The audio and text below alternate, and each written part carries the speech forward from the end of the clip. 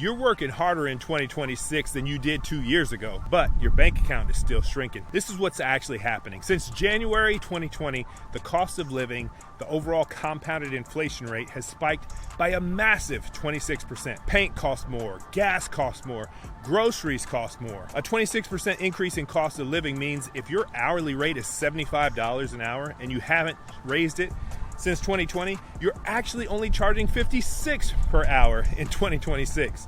So today I'm going to show you exactly how you can stop your business profit from slowly shrinking and give you a monthly cushion so you can get and stay ahead of your expenses and build up your savings.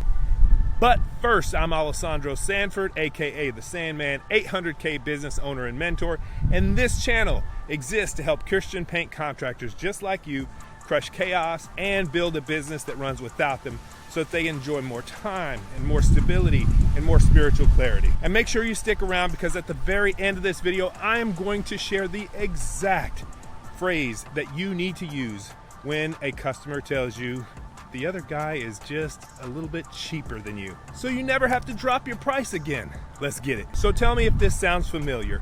Your dollar doesn't stretch as far as it used to. You hold your nose at the grocery store and you cover your eyes at the gas pump. Man, it's not just a fact, it's a sinking feeling that you have every single month. If you're still watching this video, I'm guessing your life looks a lot like this. You find yourself sweating on a ladder at 6 p.m. on a Saturday again. That means you missed your kid's ball game or another family function. You're working early morning until late evening and you look at your bank account and you don't have but a couple $100 cushion at the end of the month. You feel like a slave to your own company. You're exhausted and irritable, and your family almost never sees you, and you're terrified to raise your prices because you think you'll lose all of your quotes and you won't win enough jobs to pay the bills. This is the real problem. You are still trying to charge 2024 prices in a 2026 economy. You are absorbing that 26% inflation cost yourself. Your margins have vanished, and you're essentially working for free. Now, typically when you fall behind a bit, you just ramp up your hours. If some work produces some income, then more work produces more income, right? Well, not exactly. And here's why. Energy and time are limited resources. You can only work so hard before you start getting diminishing returns.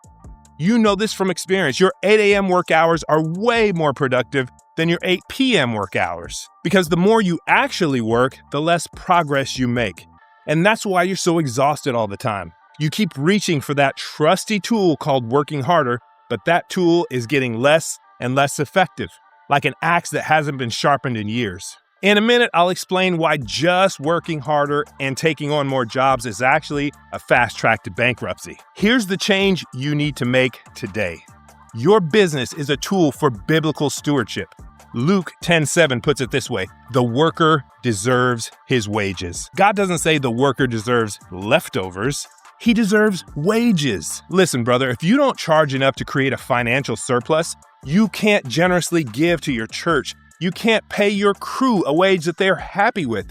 And you can't be present for your family. Biblically, your first responsibility is to take care of your own household. That's more than just scraping by. You have to have extra money to handle those curveballs that life always throws at you. You know, your kid needs braces, or you break your hand, or your tax bill is way more than you expected this year. So when you don't earn extra money, you're actually not covering your first responsibility well. And on top of that, how many opportunities to do good have you passed up because you didn't have enough money to meet someone else's needs?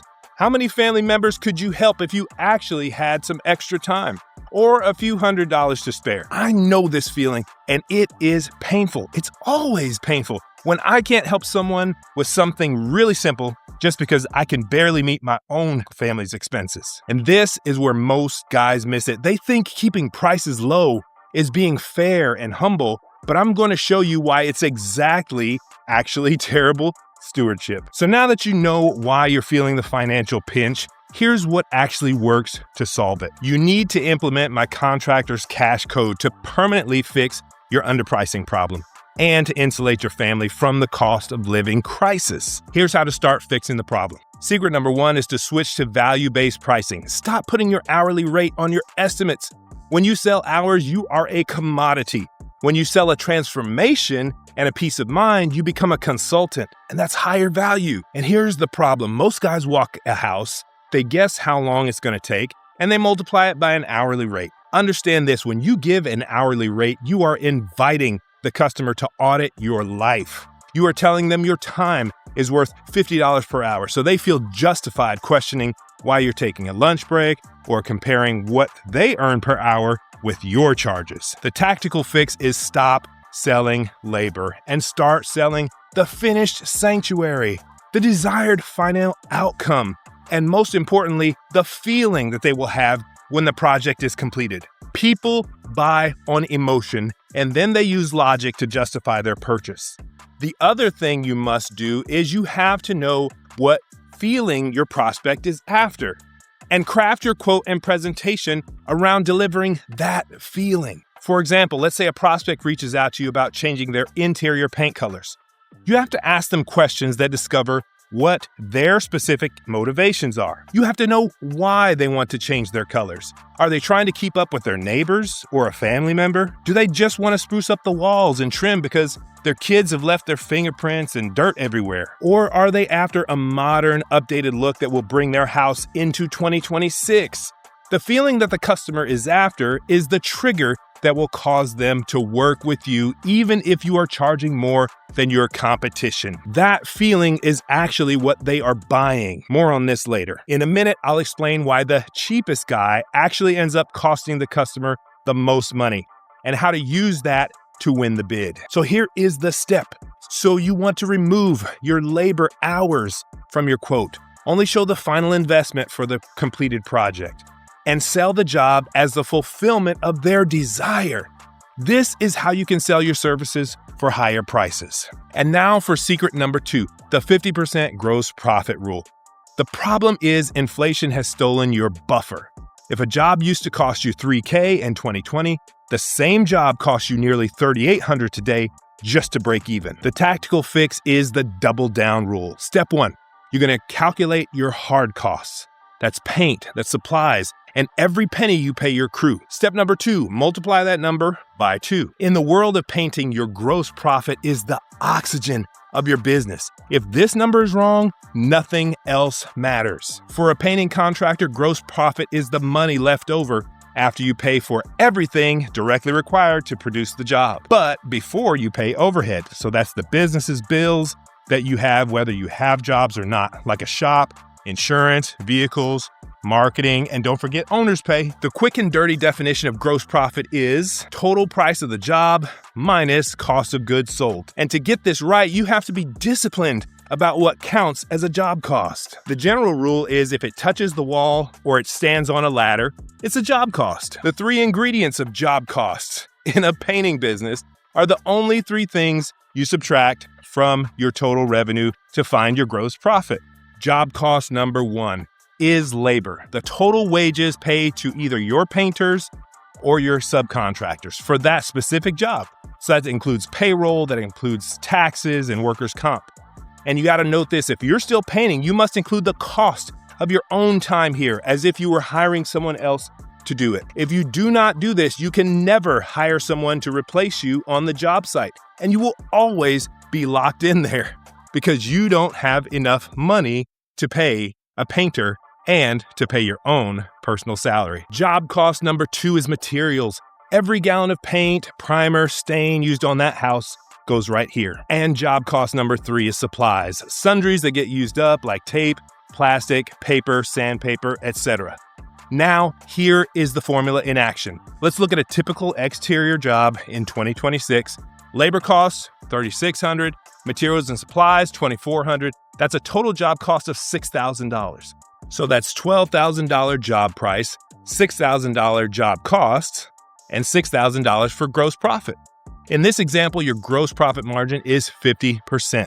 And here's why most guys miss it, because most contractors confuse gross profit with net profit. Gross profit pays for your jobs, your office rent, your truck payment, your marketing, your VA, your salary, etc. Net profit is what is left over at the very end of the month or the year after everything, including your own salary, is paid. This is the bottom line, my friend. If your gross profit isn't at least 50%, you aren't running a business. You're running a high-stress hobby. You cannot steward a business that has no margin to grow. Secret number 3 to fix your pricing is the good, better, best proposal. Never give a customer just a single price. Give them 3 tiers, like a silver, a gold, and a platinum package. This shifts their brain in 2 ways. It shifts their thinking from, should I hire him, to which package should I buy from him? And if they have a lower budget point, you have a package for them. And if they have a higher budget point, you have a package for them as well. They don't need to shop around with multiple contractors because you have given them options, not a static package or price point. It also shifts their thinking from, I just want walls painted, to maybe I could use the trim freshened up also. You see, it positions you to upsell the prospect and create a higher average job ticket. Now, this part changed everything for me. Once I stopped giving single price bids, my average job size instantly jumped by 20%. So there's a lot also of psychology that you can use here to steer your prospects to the kind of package that you want to sell most. But that's for a different video. Now, this is absolutely critical. If you skip doing actual job costing at the end of every job, none of these pricing strategies will save you. You have to look at the math and verify that your estimates match reality. If you guess, you lose. And that's probably why you're watching this video. Here's the lie that I want you to leave behind today and never pick up again. You think that raising your prices will make all your customers run away and leave your crew empty-handed without any work. But losing 50 to 60% of your bids actually can mean your pricing is really healthy. Now, as promised, when you raise your prices and the customer says the other guy is cheaper, here are 2 options to save the estimate and put you in the number 1 position to win the job. I'll actually give you a 3rd bonus one. But 2 things to remember. Number 1, never defend your pricing. When you do, you give up your power and it makes you look weak. And number 2, shut your mouth after you ask the following questions. Let the silence get awkward and don't break it. Scenario 1, instead of defending your price, you're going to use questions to help them realize that a cheap bid is actually a high-risk bid. Let them convince themselves and build value for you. Number 1, you're going to use the comparison question. You're going to focus on the scope here. So when they say the other guy is $1,000 cheaper, you say, I understand. When you compared his proposal to mine, where did you notice the biggest difference? In the prep work or the materials that he's planning to use? Now, here is why it actually works. It forces the customer to actually look at the details. If the other guy's bid is just a single line that says, paint house $3,000, they'll realize they don't actually know what they are paying for. Another way to address this is to use the future cost question. And this focuses on longevity. So you say, okay, that makes sense. If you had to choose between saving $1,000 today or knowing for a fact that you won't have to pay someone to do this all over again in 3 years, which is more important for your home? This strategy shifts the conversation from the cost, which is short term, to the investment, which is long term. You are framing the other guy as a temporary fix and your solution as the permanent solution.